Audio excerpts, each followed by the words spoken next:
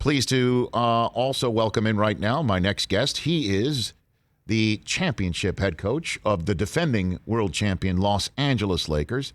He is fresh off of a win against the Minnesota Timberwolves. He is Frank Vogel. How are you, Coach? I'm good, Rich. How you doing? I am doing well. Are you calling literally from just down the street at the Lakers facility? Are we? I'm actually at my house right now. We have an off day today. Okay, because I was going to invite you over. I know that, our protocols, I think they're similar. I was just going to invite you over. We're right down the road, Frank. We can Zoom from across the street, right? I think it's what we're allowed to do in California. That would be such a 21st century thing, but yes, we could do that. So let's get into a little bit of the difference between this year and obviously the bubble and you having to deal with COVID protocols and getting into that a little bit. And we'll hit the Wayback Machine a little bit and then linger in the present. What has been like this year to be a head coach in the NBA in this pandemic outside of the bubble? Yeah, well, it's definitely been a challenge. Obviously the major difference between the bubble and this year is the travel. And then the mindset, I think that, you're really back home. You're back, when you go on the road, you're not technically allowed to leave your hotel or do anything, but the rules change every 2 weeks. So when you're in a bubble, you just kind of knew, like, this is where I'm going to be for the next 3 months, and there's going to be no travel. You're going to play every other day.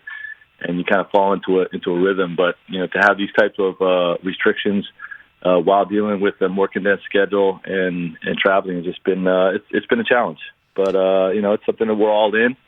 It's for the betterment of the league. And, we're all trying to play our part to get through this pandemic. And then let's talk about this year a little bit. How is Anthony Davis, as you and I are talking right now? Chris Haynes of Yahoo had mentioned in a report that it could be another month until you get him back on the court. Would that be accurate? Well, we'll see. He's going to be evaluated again towards the end of the month and see where he's at. We're hoping that it's not going to be that long, but it's really going to be a process of building up his workload and seeing how the calf responds. And if things go well, hopefully it won't be that long.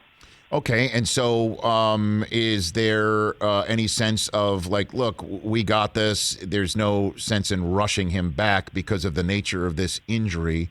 We got this. If we're a 3 seed, 4 seed, 5 seed, we'll deal with it. But it's better to just play the long game here. Is that a sensibility that you guys are employing right now on this subject? Well, we just want to make sure the injury's behind him.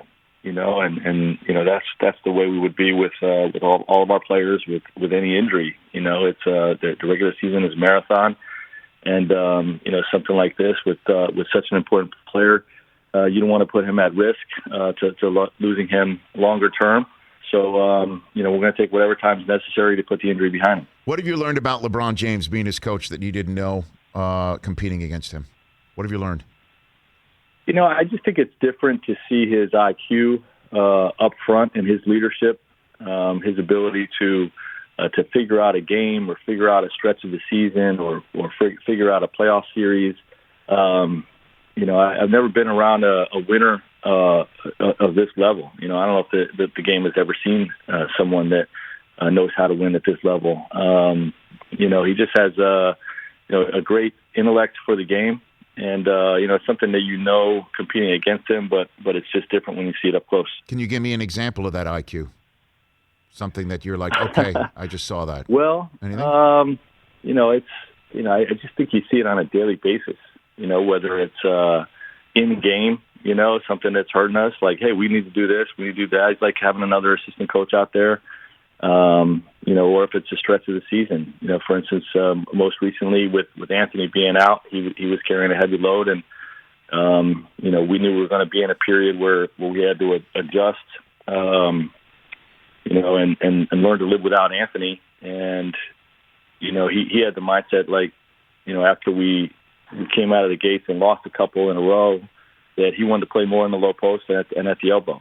You know what I mean? And defer some of the ball handling responsibilities during a stretch while Anthony is out, while we were shorthanded. And, that type of shift in our offensive philosophy has given us some growth and allowed us to get some traction. Yeah, and for me, Frank Vogel here on the Rich Eisen Show, when I was on SportsCenter when I was doing highlights of his high school games. And it's just amazing to me to hear, like last night, oldest player to ever have back-to-back triple-doubles. And I'm like, I can't believe we're talking about LeBron James as the oldest anything, but here we are. He's 36. He's played half his life as an NBA player, 18th season. He doesn't show any signs of doing anything different. And then there's the sense that you just mentioned is another assistant coach in the huddle. But how? Because you, I'm sure you've heard all the conjecture and all the yip-yap in my business. Can't tell LeBron what to do as a coach. And sometimes you might have to, as a coach, say, great idea, but let's try it my way. How does that nuance work between you and LBJ, Frank Vogel? No, he's been terrific in that regard. It really has been a partnership between myself and him and our coaching staff. We collaborate on decisions on a daily basis. We include both Anthony and LeBron, our two captains, our two cornerstones.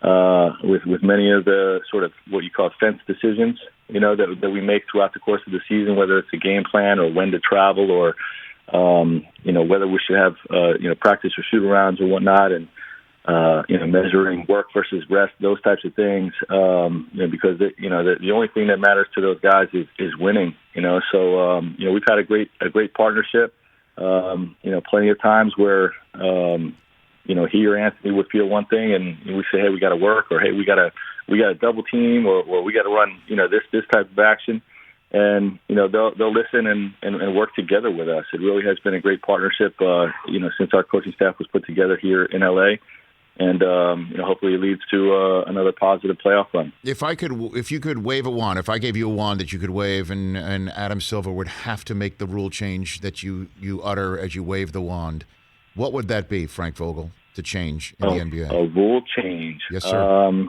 What would that be? Could do with anything to do with the replay, that you'd want the 2-minute report gone. You'd want a 4-minute report. Like what do you got for me on that? It's funny. Like throughout the course of the season, there's a million of these things come up, right? And you always hear Jeff Van Gundy on the broadcast saying, "Oh, this has got to change. That's got to change." But being put on the spot, I'm not really sure one's going in my head, other than maybe. Let's put a Jeopardy timer on the instant replay. Yes. You know what I mean? Like, hey, it's 30 seconds. You have 30 seconds to look at it, and if it's not clear within 30 seconds, then we move on with how it was called.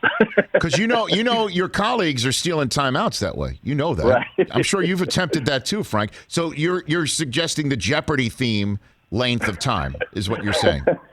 Yes. And then you take the headset off, and whether it's clear or not, you take the headset off, and we keep playing. And you don't form the answer in the form of a question, right? Like what is block, right? What is charge, right? The refs look right into the camera now, so they do. They could ask the question. They could form it as a question. They do. Frank Vogel of the Los Angeles Lakers here on the Rich Eisen Show. All right, so let's get into a couple of things here, Frank, about you. What is more prized possession for you, winning a championship as a head coach or appearing as a stupid human trick on David Letterman years ago? Which one is more of a... appearing as a stupid human on the championship, probably. Mix them together, you can mix them both? So is that true? You appeared on a Letterman show in a stupid human trick years ago? I did. I was a child, 13 years old. Learned some ball spinning tricks at a basketball camp. Came home and, all moms like to brag about what their kids are doing. She showed me off to some of her colleagues at work, and, they used to live in New York City and try to get on the show with things like that.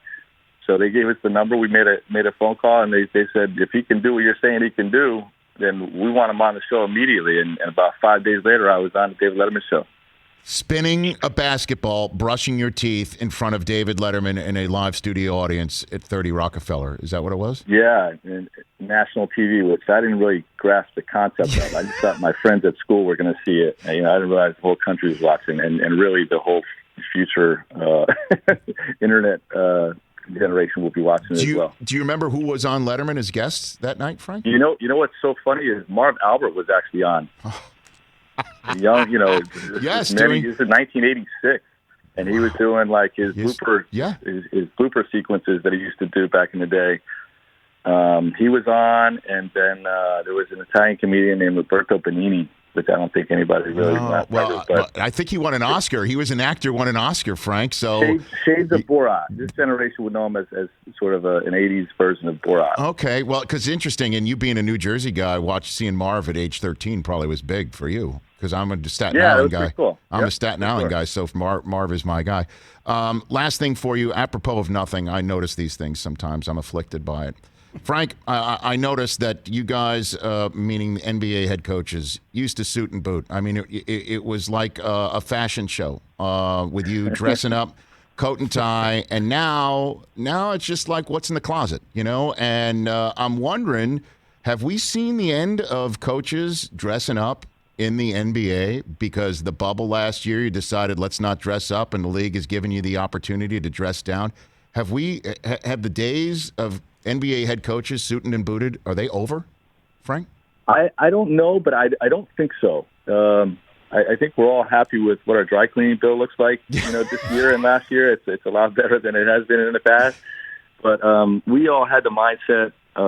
We actually had Coaches Association meeting about this, I bet. where we really, most of us still prefer to wear suits. Really? But, in this, I would say about 60-40. But in this climate of the pandemic and the bubble, not having dry cleaning and all that, we did it last year. And right. Because this year we're still pandemic oriented and with a lot of restrictions, we decided to go another year with more of a relaxed attire. Okay. But I think the expectation is to return to suits next year. Who's pounding the table for no suits? Is it Popovich? Who's leading that charge of no suits? Which coach? I forget where Pop was with it. But I'm a suit guy. Okay. I remember Taylor Jenkins spoke up about it. Carlisle was a Chuck Daly guy. Chuck Daly always talked about how you should look. So, and he's the president of the Coaches Association. Okay. So, there's a lot of us that just see the value in that. But there's certainly a handful, plenty that like the relaxed fit too. Okay, and I'm fascinated by this last one. Which coach do you think would maybe break ranks and say, "Screw it, I'm wearing a suit"? And you just all show up, and you're dressed in your workout clothes, and your colleague who you're battling that night just shows up literally like on a runway, like all suited and booted. Which coach do you think would go rogue for that? I've got my guess. Give me yours, Frank. Come on. If it stays casual, you're talking about? No. If somebody's just like wants to wear the suit, they're dying to wear the suit. They can't go without wearing a suit another day, and they break ranks, and you show up. You're like, what gives? I'm still dressed in my workout clothes. You're dressed in your suit. Which coach do you think would go rogue and do that? Which one? Man, I really don't know. Let's just go with Coach Carlisle. No, we think it's. I really don't know. We think it's Quinn Snyder. We think it's Quinn Snyder. We think Quinn Snyder's down to get. Would do something chic for sure. Because he's dressed. I mean, he's dressed too. He's dressed. He would look better than the rest of us. Like his belt matches his sneakers right now, which matches the mask. It's tucked in. Like you could see that, right? You know that. Yeah, that's a good answer for sure. Okay, good answer, everybody. All right. We start with Jeopardy. We end with Family Feud. Thanks for the call, Frank. Greatly appreciate it. Let's do this again. Take care, Rich. You better. That's Frank Vogel, head coach of the world champion Los Angeles Lakers. We talk about the important stuff here on the Rich Eisen Show. And we also glean that it's probably going to be another, at least a couple weeks for Anthony Davis. Hey, you watched all the way to the end. Thanks for that. Watch more right here.